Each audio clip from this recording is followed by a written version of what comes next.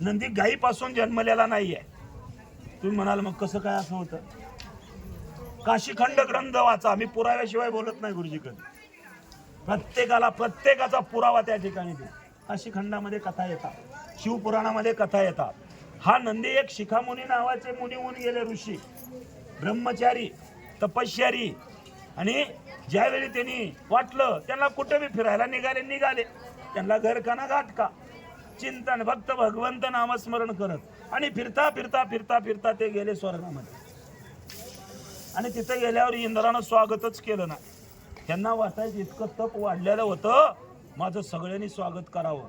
जिथं ज्ञान येतं तिथं अहंकार येतो. सावत्र भाव आहे बरं का ते ज्ञानाचा अहंकार. आणि सावत्र कधी कुणाला जगू देतं का व्यवहारामध्ये? ते लगेच तिथं चिकटतं येऊन, कारण मला नाही त्याला बी मिळालं नाही पाहिजे. आणि ज्ञान आल्यानंतर तो अहंकार येतो आणि तो थोडासा त्या मुनीला झाला. आणि त्या इंद्रानं मान दिला नाही म्हणून राग आला. राजा असेल तो तुझ्या घरचा, मी कोण आहे तुला माहित आहे? देवाला ये म्हटलं तर इथं यावं लागतंय. एवढं माझं ज्ञान कमवलं आणि तू माझा अवमान करतो. एक दिवस माझ्याच पोराकडून तुझा काटा काढीन, तुझं राज्य संपवेल. शपथच घेतली. त्याला ना बायका ना पोरं, आणि माझ्या पोरापासून संपवेल इंद्राला म्हणतोय. मला देणार पण म्हणतात ना देव करल, ते कोण करल सांगता येत नाही. आणि आला तिथून. आणि आल्यानंतर त्या शिखामुनींनी काशीमध्ये आले आणि काशीमध्ये एक शिवलिंग स्थापन केलं आणि बसले शिवाच्या समोर. आणि इतकं घनघोर तप केलं त्या शिखामुनीनं, भगवान शिवाला प्रगट व्हावं लागलं. आणि भगवान शिवाला म्हणतात मला एक मुलगा पाहिजे.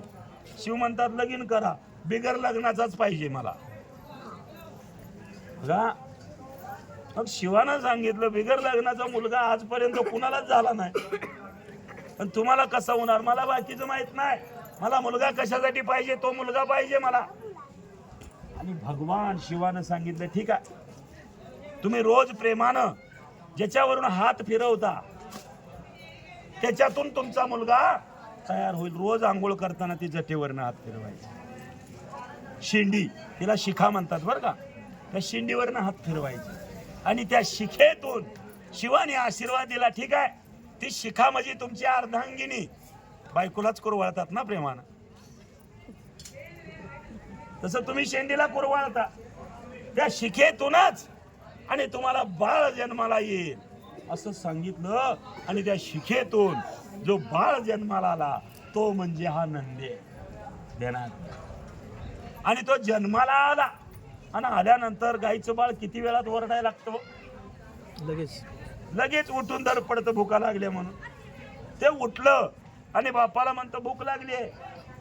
त्यावेळी त्यांनी सांगितलं घाबरतो कशाला, मी कोण आहे माहित नाही का तुला? मला काय माहित नाही, मला भूक लागली. दुधाचा समुद्र देतो तुला, थोडस दूध कशाला मागतो? पाठवलं वैकुंठाला. वैकुंठामध्ये काय आहे माहित आहे? दुधाचा समुद्र आहे. तिथं भगवान शिव शेषशाहीवर, भगवान विष्णू शेषशाही खाली आसन आहे. आणि त्या दुधाच्या क्षीरसागर म्हणतो ना आपण, त्याच्यामध्ये झोपलेले. किती प्यायचं आहे तेवढं दूध पे. आणि तो नंदी गेला गटा गटा गटा पे लागला. हो, आटायला लागला दुधाचा समुद्र. आणि ते दूध संपायला लागल्यावर विष्णूनी सांगितलं अरे काय चाललंय बघा.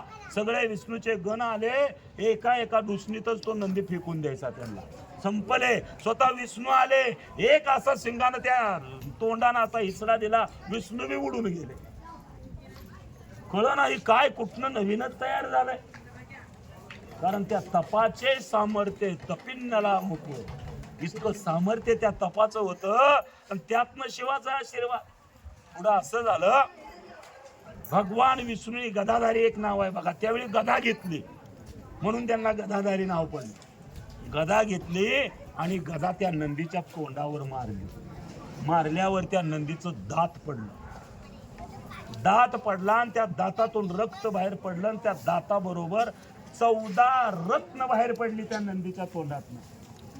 त्याच्यामध्ये अमृत होतं, विष होतं, गाय होती, पुन्हा लक्ष्मी होती. अशी जेवढी रत्न आहेत ना ती सगळी रत्न नंदीच्या मुखातनं बाहेर पडलेले आहेत आणि तीच पुन्हा त्या समुद्रामध्ये गेली. आपल्याला एकच माहित आहे, अमृत मंथन केलं त्या स्वर्गाची इंद्र, त्यात इंद्राची रत्न, तिथं ती दुसरी कथा आहे. या असणाऱ्या दुर्वासाच्या शापानं पण मूळ कथा नंदीपासून या 14 रत्नाचा जन्म आहे. लक्ष्मीचा जन्म नंदीच्या दातात नाही.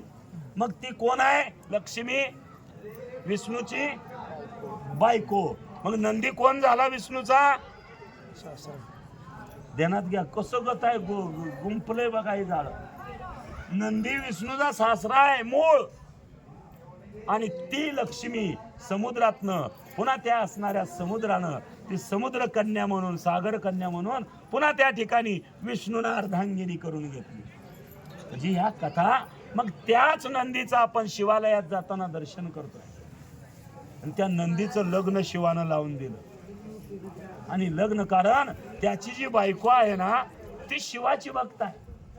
तिला वाटायचं मला शिवच नवरा मिळावा, आणि म्हणून ती तप करत होती. पण शिवानं सांगितलं मी काय तुला मिळू शकत नाही, पण माझा गण, माझा गुरु, माझा सखा, माझा मित्र, सर्वस्व ज्याच्यामध्ये आहे तो नवरा मी तुला देतो. आणि त्या ठिकाणी तिच्याशी लग्न नंदीचं लावलं. तिनं सांगितलं मी कुठं थांबावं, तो तर तुमच्या दारात आहे सारखा, तू काय कर त्याच्या गळ्यात कानाच्या जवळ थांब. आणि कानाच्या जवळ थांबावं. प्रत्येक येणारा हा विश्वातला भक्त माझ्याकडे येणारा त्या कानापाशी गुज करल, त्याच्या अडचणी सांगल. त्या अडचण त्यानं सांगितले का तू तुझ्या नवऱ्याला सांगायची.